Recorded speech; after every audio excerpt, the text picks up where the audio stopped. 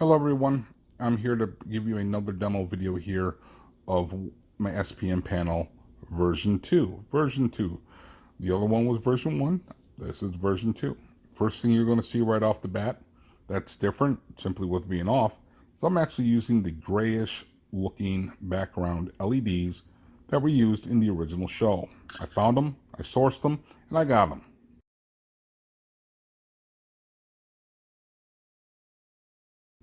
Another thing you're going to notice back and forth, we saw in one episode, at least I only saw one episode, we saw that when the button was pushed, how the LED went one way. But in one episode, they kept the camera on long enough to see it go the other way.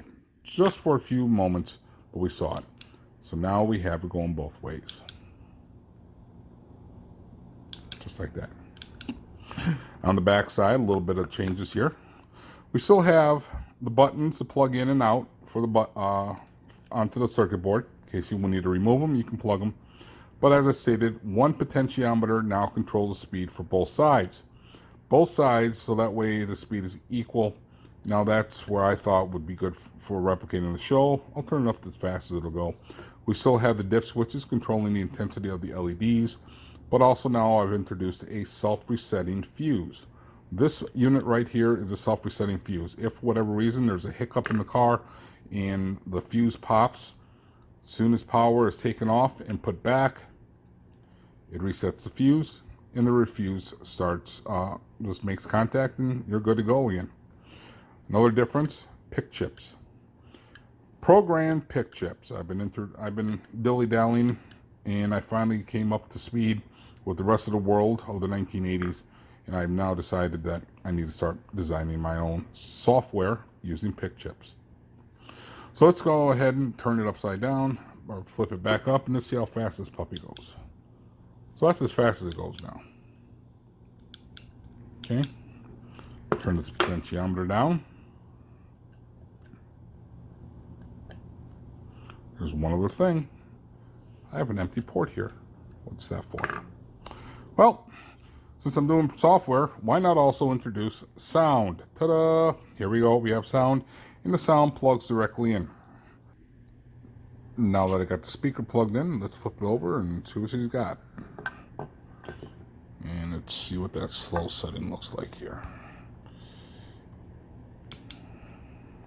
Slows it down.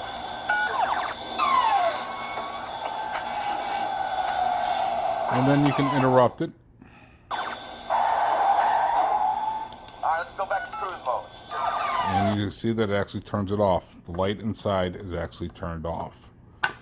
Inside here, we have a baby speaker, a little tiny speaker. Also, for you guys that have amplifiers everywhere inside your vehicle, I give you a 3.5 millimeter headphone jack. You plug this into your mixer board, and next thing you know, you're broadcasting these sounds out everywhere else. In this little blue box here is a potentiometer. That's for the volume for the little speaker. Do not turn it up, guys. This little speaker can't handle much. You probably end up blowing it. Put it all back together. Just the volume to what I believe to be more of a show accurate, but that's my personal opinion and personal preference.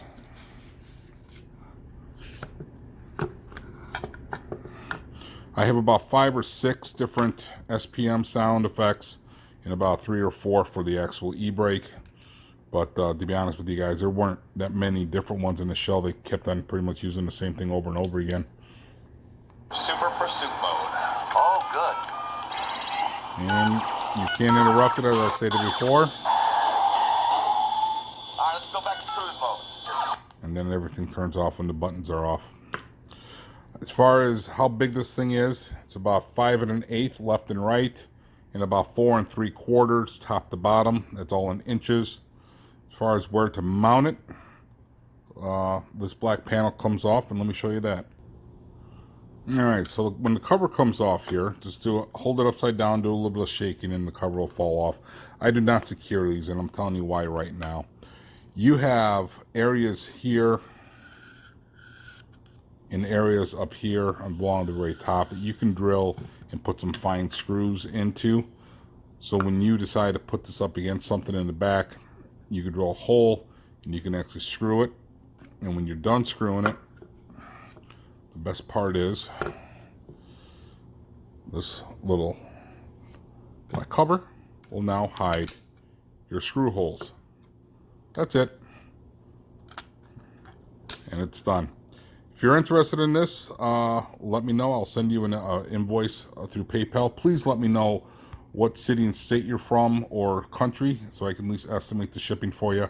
If you have any questions, give me a comment down below or send me a private message and I'll answer them best I can. Until next time, guys, thank you so much.